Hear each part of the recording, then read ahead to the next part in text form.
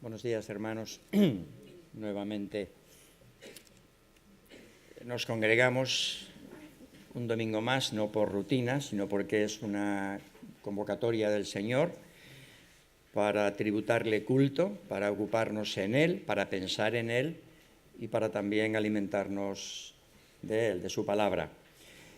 Estamos estudiando el libro de Ruth y llegamos hoy al cuarto estudio. Nos falta uno más para completar lo que os estoy presentando como una historia de la redención. El libro de Ruth es un libro que, como el resto de la Escritura, nos enseña muchas cosas. Seguramente que habréis escuchado predicar muchas veces sobre él y habréis sacado lecciones distintas de diferentes predicadores que os han enriquecido, os han hecho bien, pero yo he querido presentaros el libro desde esa óptica, el libro de Ruth como una historia de la redención. Y es que el libro presenta una historia completa de lo que es la redención. Estuvimos viendo esto en los mensajes anteriores. Vimos en el primer mensaje cómo Elimelech y su familia abandonan Belén, la casa de pan, para ir a morar a los campos de Moab por un periodo de tiempo más o menos de 10 años. Y aquello fue un desastre para la familia. Hacíamos una serie de valoraciones, nos hacíamos algunas preguntas acerca de la conveniencia de abandonar o no Belén, por qué Elimelech y su familia abandonaron Belén, si se habían equivocado, si no se habían equivocado, y llegábamos a la conclusión de que abandonar Belén, abandonar la casa de pan no es bueno para el pueblo de Dios. Abandonar la palabra de Dios y el pueblo de Dios no es bueno. Así que en el segundo estudio, después de haber visto los fracasos que aquella familia cosechó, habiendo perdido su identidad, sus propiedades, absolutamente todo, habiendo abandonado la casa de pan, la provisión de Dios, el siguiente paso que necesitan, cuando ha habido una separación, un distanciamiento de Dios, la única salida es la vuelta a Dios en arrepentimiento. Y esto es lo que Noemí y Ruth hicieron. Noemí quedó sola con sus dos nueras. Orfa quedó en Moab y Ruth la quiso acompañar y regresan a Belén. Es la única solución posible cuando ha habido un apartamiento de Dios, de su palabra y de su pueblo. Volver a Dios, pero volver a Dios con arrepentimiento. En el tercer estudio veíamos la necesidad que tenía en Ruth de encontrar un pariente redentor.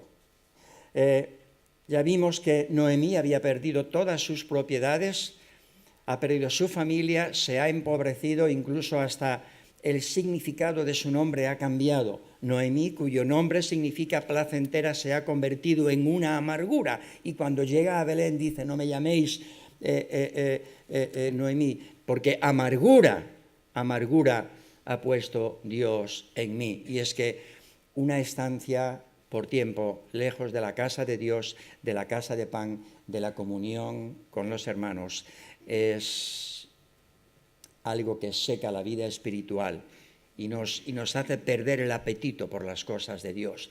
10 años duró aquella estancia en Moab. 10 años lejos de la palabra de Dios y del pueblo de Dios es mucho tiempo como para perder la identidad espiritual y el apetito por las cosas de Dios. Así que cuando llegan a Belén necesitan no solo reencontrarse con lo que es el lugar físico donde había vivido anteriormente, sino encontrarse con lo que quedaba de su familia. Y también veíamos que Ruth tenía serias dificultades para ser incorporada al pueblo de Dios, por cuanto era moabita. Y la Escritura había determinado que ningún moabita entraría en la congregación del Señor. Lo explicábamos con cierto detalle anteriormente y ahora yo no puedo entretenerme en eso. Pero afortunadamente la ley también había previsto la entrada de personas que no formaban parte del pueblo de Dios para que entrasen a formar parte del pueblo. Dios en su gracia había provisto de que el pariente redentor pudiera ser la persona que restaurase la propiedad que se había perdido y además facilitase comunión, convivencia, cariño y un hogar, que es el tema que en esta mañana nos ocupa. Leemos en el versículo 1 del capítulo 3, le dice Noemí a Ruth: hija mía, ¿no he de buscar hogar para ti, para que te vaya bien? En el último versículo del capítulo 2 hemos leído que vivía Ruth con su suegra, y esto habla de la necesidad de buscar un hogar. Ruth tenía casa, pero no tenía hogar. Hay una diferencia importante entre una casa y un hogar. Una casa es ese lugar, es ese habitáculo, son esas paredes, es ese entorno en el que nosotros necesitamos vivir y donde nos hemos rodeado en la manera en que nos ha sido posible de las comodidades básicas para una buena convivencia. Pero muchas veces una casa no es un hogar. ¿Cuántas personas tienen una buena casa, un buen piso, pero no tienen un hogar? ¿Cuál es la diferencia entre una casa y un hogar? Una casa puede tener de todo, pero le puede faltar lo básico. El hogar proporciona calor, proporciona confianza, proporciona comunión, proporciona el disfrute de la bendición plena de la familia. Y eso es lo que Ruth necesita. Ha encontrado un pariente redentor que puede permitir que ella entre a formar parte del pueblo de Dios por la gracia de Dios. Y veíamos en el mensaje anterior cómo la gracia de Booz permitió que Ruth no solamente espigase lo que había quedado, lo que los segadores habían dejado en el suelo, sino que le había permitido también transmitirle consuelo. Y Ruth le dice: gracias a Dios que he recibido en ti también consuelo. Y eso es lo que proporciona la gracia de Dios. No solamente nos perdona nuestros pecados, nos da entrada a la salvación, sino que trae consuelo al corazón. Y eso se encuentra en el hogar. Y algo más todavía. La gracia de Booz invitó a Ruth a sentarse a la mesa y comer con él. No con los criados, no allá a las puertas y quedar como un criado con pocos derechos, sino que la gracia de Booz permitió que Ruth entrase a sentarse a su mesa. Y notábamos también la connotación, la lección que eso tenía para nosotros. Que nuestro Dios no solamente nos ha redimido de la esclavitud del pecado, sino que ha venido a consolar nuestros corazones. Y juntamente con Cristo nos resucitó y nos hizo sentar en lugares celestiales con Cristo Jesús. La gracia de Dios ha provisto un hogar para nosotros. En el Éxodo vemos al pueblo de Israel que está buscando hogar. No tenían casa propia. Iban moviéndose de un lugar a otro según Dios iba señalándoles a través de aquella columna, aquella nube, aquella columna de fuego que se movía para darles cobijo y protección durante el día y la noche, pero no tenían una ciudad permanente, no tenían un lugar estable donde vivir. Pero Dios había prometido un hogar para ese pueblo. Y en el libro de Deuteronomio, capítulo 6 y versículo 10, leemos que Dios dice a su pueblo: cuando Jehová tu Dios, está hablando Moisés en nombre de Dios, cuando Jehová tu Dios te haya introducido en la tierra que juró a tus padres Abraham, Isaac y Jacob, que te daría en ciudades grandes y buenas que tú no edificaste, y casas llenas de todo bien que tú no llenaste, y cisternas cavadas que tú no cavaste, viñas y olivares que no plantaste, y luego que comas y te sacies, cuídate de no olvidarte de Jehová tu Dios que te sacó de la tierra de Egipto. Dios les regaló esa tierra para que fuese su hogar y proveyó de todo lo necesario para que el pueblo fuese feliz en la tierra prometida. El sustento material, pero lo más importante de todo, Dios estaba en medio de su pueblo, con sus leyes, con sus líderes, para darles seguridad, protección, calor y amor. Pero también Dios había advertido al pueblo que si el pueblo no era obediente a la voz de Dios, Dios les haría perder aquel hogar. Y vemos tristemente en el Antiguo Testamento como aquella tierra que Dios les había dado por herencia, aquella tierra por la que sus antepasados derramaron muchas lágrimas, es una tierra que Israel perdió por causa de la apostasía, de la desobediencia. Dios nos concede tremendas bendiciones para que podamos disfrutar de ellas, porque si nos lleva a la tierra prometida, a su presencia, a disfrutar de su comunión, no es para matarnos de hambre, queridos hermanos, es para alimentarnos bien. Y en la casa de Dios hay abundancia de pan. Dios ha dejado provisión en su palabra para que su pueblo no pase hambre. Si acaso pasas hambre, es que a lo mejor has descuidado el alimento que Dios ha dejado aquí para que comas de él. Pero el pueblo llegó a perder la tierra porque abandonó a Dios y abandonó a sus leyes y adoró a dioses de las naciones entre las cuales habitaban. Esto es lo mismo que le ocurrió a Elimelec, a Noemí y a sus hijos. Dejaron su hogar en Belén para ir a Moab y en Moab lo perdieron todo. En Moab encontraron comida, pero no encontraron hogar. Noemí tuvo que regresar a Belén, la casa de pan, para poder recuperar su identidad y un hogar donde vivir. Y Ruth, la moabita, la acompaña.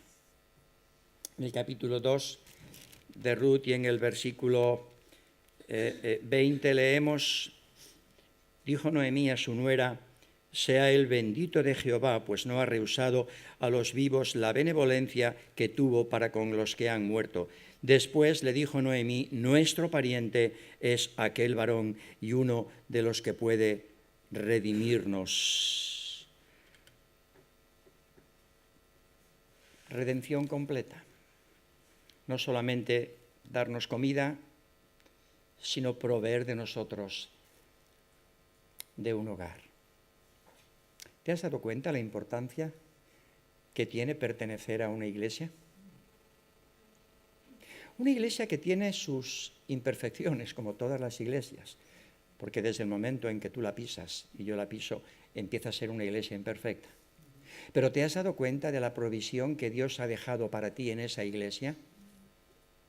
¿Te has dado cuenta la ternura con la que Dios te cuida? ¿Te has dado cuenta de esas personas que han estado sobre tus necesidades para cuidar de ti, para alimentarte espiritualmente, para ser tu consuelo, tu sostén, tu alivio? ¿Te has dado cuenta del disfrute de la comunión cristiana?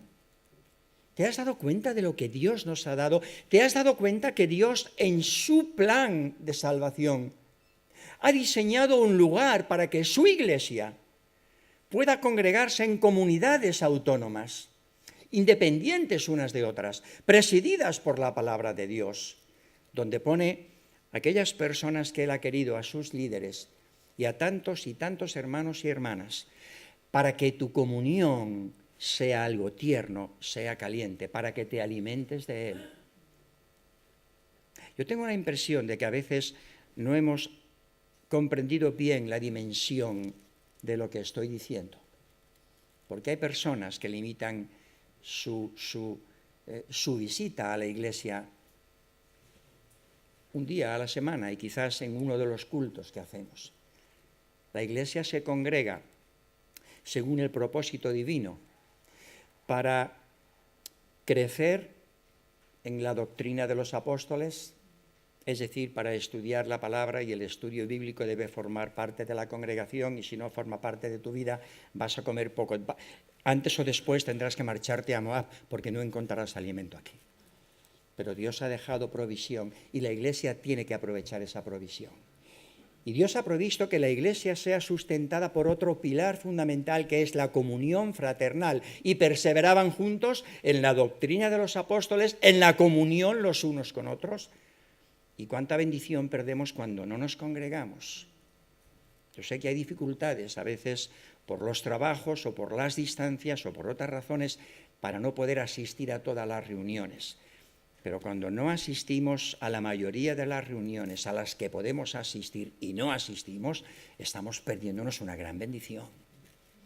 Y perseveraban además en el partimiento del pan.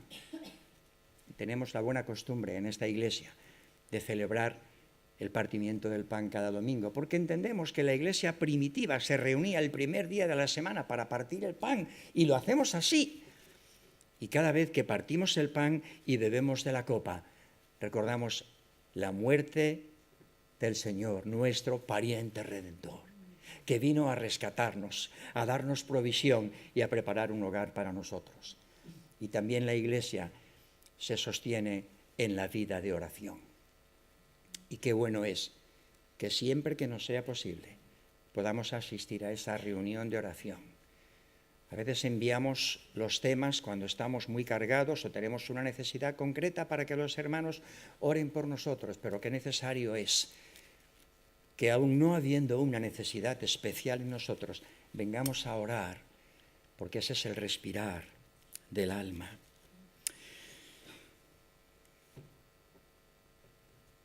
La vida es una cuestión de descanso.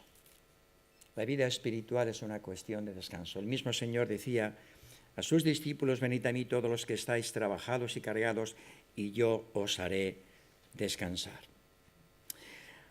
Hay unos textos en Hebreos capítulo 4, versículos 1 al 11, yo no voy a poder entretenerme ahora en ellos, pero ahí se habla de un reposo que Dios había preparado para el pueblo de Dios, pero sí quizá mencionar algún texto, porque aquel pueblo de Israel que fue invitado a entrar en el reposo de Dios, muchos de ellos no pudieron entrar porque no creyeron a Dios.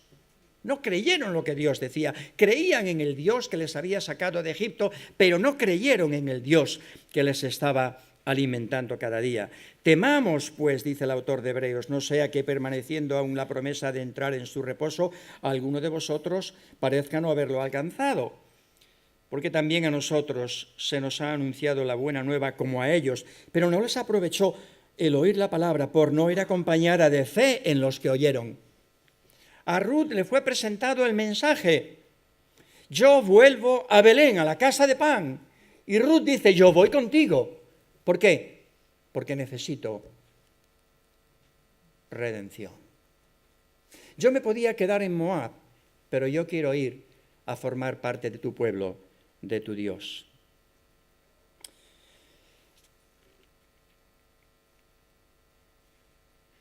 Y está hablando más adelante de que el pueblo finalmente entró en la tierra prometida. Josué les introdujo en la tierra prometida, pero no les introdujo en el verdadero reposo. Sí que reposó el pueblo de su trabajo, sí que heredó aquella tierra y tuvo reposo por un tiempo, pero no el reposo absoluto que Dios estaba pensando para ellos, porque pronto se separaron de Dios.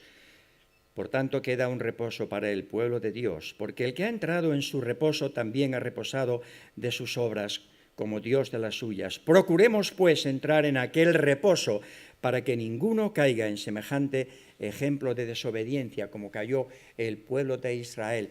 Y toda la generación que salió de Egipto, excepto Josué y Caleb, no entraron en la tierra prometida. El Señor Jesús, cuando se estaba despidiendo de los discípulos, les dijo más o menos estas palabras, Juan capítulo 14, verso 1, voy pues a preparar lugar para vosotros. Estoy con vosotros, pero voy a marcharme, pero no os preocupéis porque voy a volver, voy a preparar un lugar para vosotros, y si me fuere y os prepararé lugar, vendré otra vez y os tomaré a mí mismo, para que donde yo estoy, vosotros también estéis. Voy y vengo hasta que finalmente venga para decir, vamos los dos al reposo de su presencia. Porque no tenemos aquí, diría el autor de Hebreos, capítulo 13, verso 14, ciudad permanente, sino que anhelamos, buscamos la porvenir. Mucho me temo que el pueblo de Dios hoy ha perdido la visión de la necesidad de un hogar. Hemos reducido la redención al solo hecho de no ir al infierno. Qué bien, ya soy salvo. Pero la redención es mucho más que eso. Dios ha preparado este lugar donde tú te congregas para que seas alimentado, para que tengas comunión con los hermanos, para que tengas comunión con Él. Noemí necesita para Ruth alguien que la ame, que le dé seguridad, que le dé cuidado.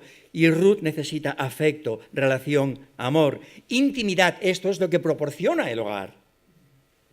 ¿Acaso no nos recuerda esto las palabras del apóstol Pedro, su primera epístola, capítulo 5, versículo 7, diciéndonos, echando toda vuestra solicitud sobre Él, porque Él tiene cuidado de vosotros? Tu inquietud, descárgala en el Señor. O también las palabras del Señor Jesucristo en Juan capítulo 17, verso 24, orando por sus discípulos: Padre, aquellos que me has dado, quiero que donde yo estoy, ellos también estén conmigo, para que vean mi gloria, porque me has amado desde antes de la fundación del mundo.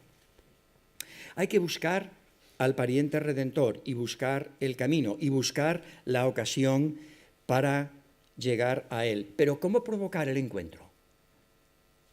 ¿Cómo provocar el encuentro? Ruth capítulo 3 y versículo 3 hemos leído: te lavarás, te ungirás, te vestirás, te pondrás perfume. Ahora, ¿por qué actuó Ruth de esa manera? Porque Dios había hecho provisión para estos casos, sencillamente.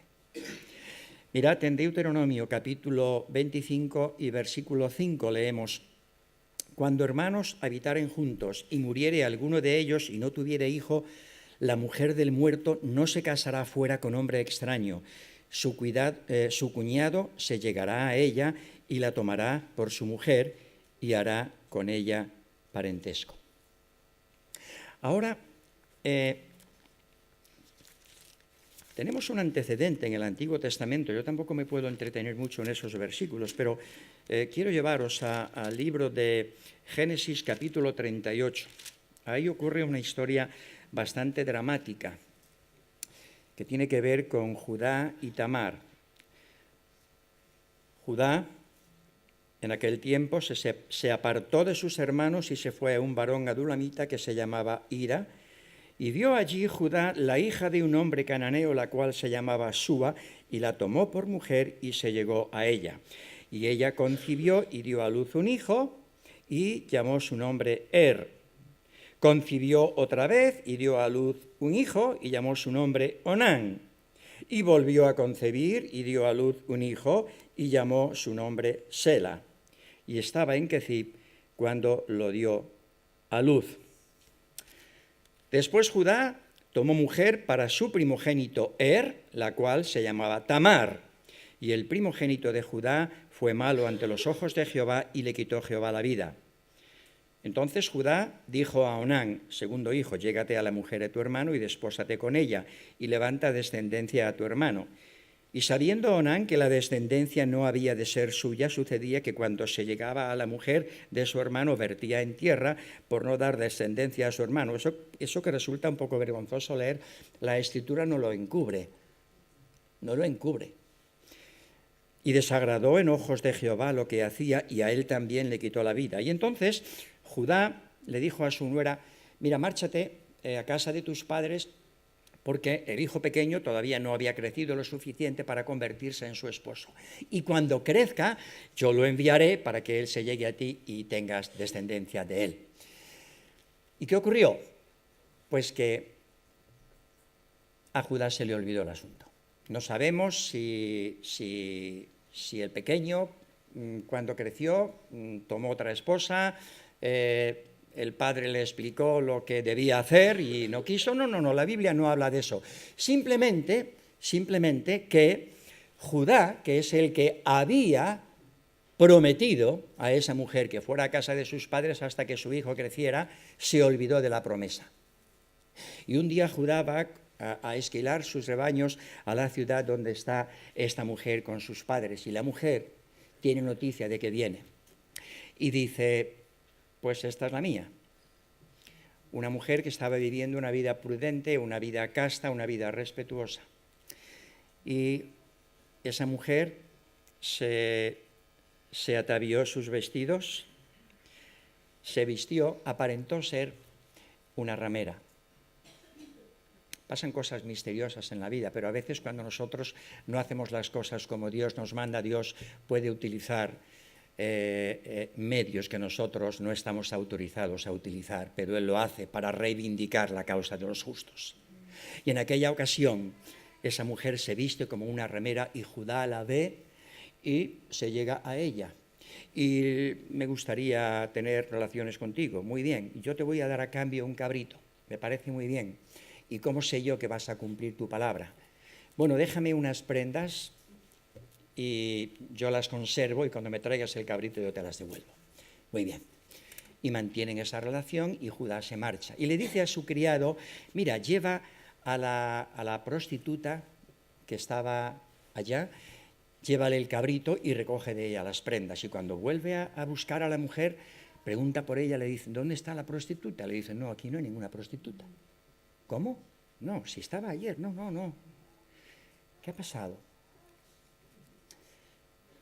Y Judá dice, bueno, yo creo que hubiera sacado más provecho al cabrito, pero si quiere quedarse con las prendas, que se quede con las prendas. Y él tranquilamente, como si no hubiera pasado nada, vuelve a su casa. A los 3 meses le avisan, tu nuera, Tamar, ha quedado embarazada. Y ese hombre monta en cólera y dice, no, hay que ir a buscarla. Hay que ir a buscarla porque yo le hice a ella una promesa de que fuera a casa de sus padres y cuando mi hijo Sela fuera mayor iríamos a buscarle, se casaría con él. Y entonces, cuando van a buscar a la mujer para apedrearla, dice Tamar, estoy embarazada del hombre cuyas son estas prendas. ¿Imagináis la cara que se le quedaría a Judá? Queridos hermanos, esto no es una licencia para que nosotros sigamos esos caminos, ¿vale?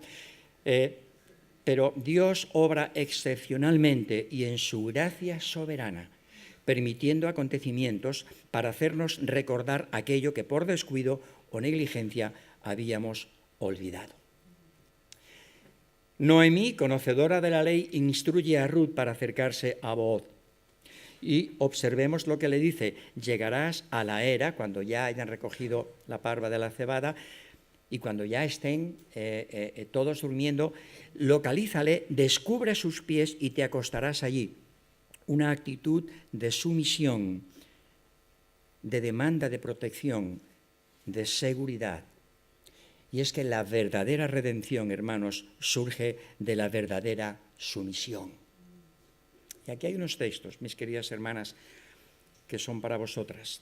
Primera de Pedro, capítulo 3, versículo 1.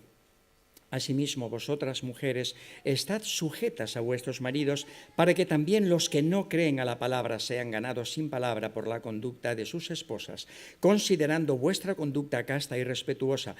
Vuestro atavío no sea el externo de peinados ostentosos, de adornos de oro o de vestidos lujosos, sino el interno, el del corazón, en el incorruptible ornato de un espíritu afable y apacible, que es de grande estima delante de Dios. Y sigue diciendo el apóstol Pedro, porque así también se ataviaban en otro tiempo aquellas santas mujeres que esperaban en Dios, estando sujetas a sus maridos, como Sara obedecía a Abraham, llamándole Señor, de la cual vosotras habéis venido a ser hijas, si hacéis el bien sin temer ninguna amenaza.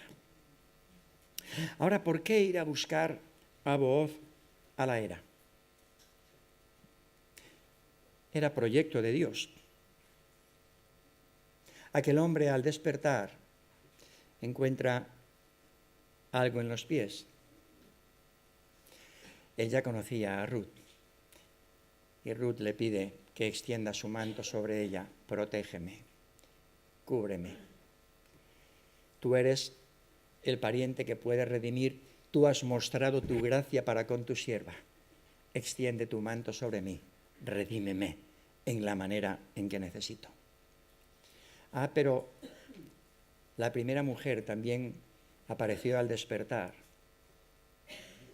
Dios dio un sueño profundo a Adán. Y mientras Adán dormía, Dios sacó de su costado una costilla y de esa costilla hizo una mujer y cerró la carne en su lugar. Y Adán despertó y se encontró con una joya a su lado. Pero es que Cristo también encontró su esposa al despertar,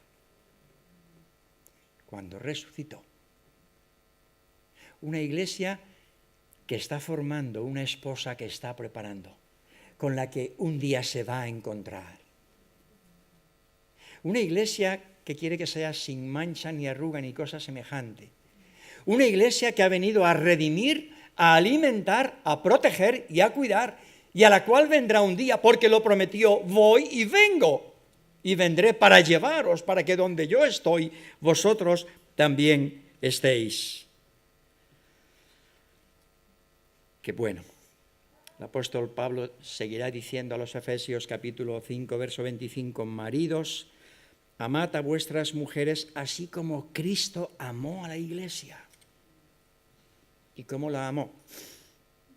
Pues se entregó a sí mismo por ella para santificarla, habiéndola purificado en el lavamiento del agua por la palabra, a fin de presentársela a sí mismo cuando venga a recogerla.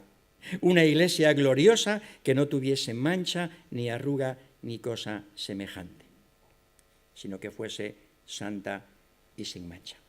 Cuando Booz despertó, Ruth reclamó sus derechos. Extiende tu manto sobre mí.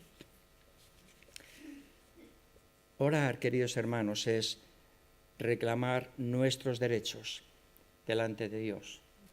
No siempre tenemos la verdadera dimensión de nuestras necesidades, pero gracias a Dios que el Espíritu Santo nos ha sido dado por Dios en este tiempo para que no estemos huérfanos, para recordarnos todo lo que el Señor nos dejó dicho, y el mismo Espíritu intercede por nosotros con gemidos indecibles, porque qué hemos de pedir como conviene no lo sabemos y muchas veces quedamos con la mente en blanco. Pero Dios quiere llenar tu vida, Dios quiere formar tu hogar. Qué pena, Cristo da su vida por la iglesia. La ama tanto que para redimirla, en un acto de gracia, le entrega todo, hasta la vida. Y nosotros tantas y tantas veces estamos despreciando la provisión que Dios nos ha dado en Cristo. ¡Qué lástima! Qué pena que estemos desaprovechando la vida espiritual por no recibir esa provisión de Dios en Cristo, por no querer vivir en su hogar. Cuando Booz despierta, le dice a Ruth: pasa aquí la noche. Mira, hay un pariente que es más cercano que yo y él tiene el derecho de redimir. Esto lo veremos en el próximo estudio. Él tiene el derecho de redimir, tenemos que preguntárselo. Si él quiere redimir, porque tiene el derecho, que redima. Pero si no, redimiré yo. ¿Y cómo sé yo que vas a cumplir tu palabra? Bueno, no lo pregunta Ruth. Yo creo que Ruth no tenía ninguna duda, porque vista la generosidad y la bondad de ese hombre, tal como se había comportado con ella hasta ese momento, Ruth no tendría ninguna sospecha de que Booz no fuera a cumplir su palabra. Pero por si acaso tuviese alguna duda, le dice Booz: quítate el manto. Y se quita el manto, y ella lo coge, y le echa 6 medidas de cebada,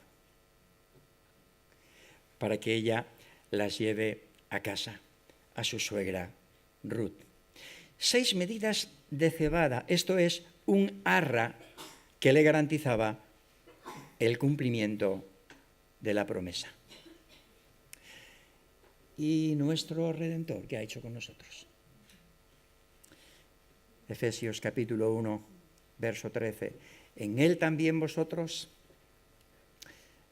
en Cristo, habiendo oído la palabra de verdad, el evangelio de vuestra salvación, y habiendo creído en él, fuisteis sellados con el Espíritu Santo de la promesa, que es las arras de nuestra herencia, una garantía de que un día la promesa que se nos ha hecho va a ser cumplida en su totalidad. Puedes vivir tranquilamente, aunque estés rodeado de pruebas y dificultades, de temores y de luchas, aunque tengas un hogar desestructurado, aunque te sientas solo en este momento, aunque creas que has perdido una buena parte de lo que Dios te ha dado. Dios te ha dado el Espíritu Santo como arra, como garantía de que un día vas a poseer no lo que tuviste, mucho más. Hasta la redención de la posesión adquirida. ¿Y cómo sé yo, Señor, que vas a cumplir tu promesa? Abre los ojos, por favor. Y mira al Espíritu Santo que te ha sido dado para acompañarte, para guiarte, para instruirte, para bendecirte. Y aprovecha la comunión fraternal, aprovecha la convivencia con tus hermanos, aprovecha, disfruta de la iglesia donde Dios te ha colocado, que tiene muchos defectos, claro que sí, pero que también está rodeada de la bendición de Dios, porque Dios ha puesto alimento en esa casa. La casa de pan. Cuando Ruth llega a casa, Noemi le pregunta, ¿qué tal ha ido, hija mía? Pues mira, nuevamente vengo con unas arras, con una garantía de que lo que me ha dicho ese hombre no tengo la menor duda que lo va a cumplir. Y Noemi le dice, pues hija mía, espérate hasta que sepas cómo se resuelve el asunto, porque aquel hombre no descansará hasta que concluya el asunto hoy. Hoy. ¿Cómo me gusta esa frase?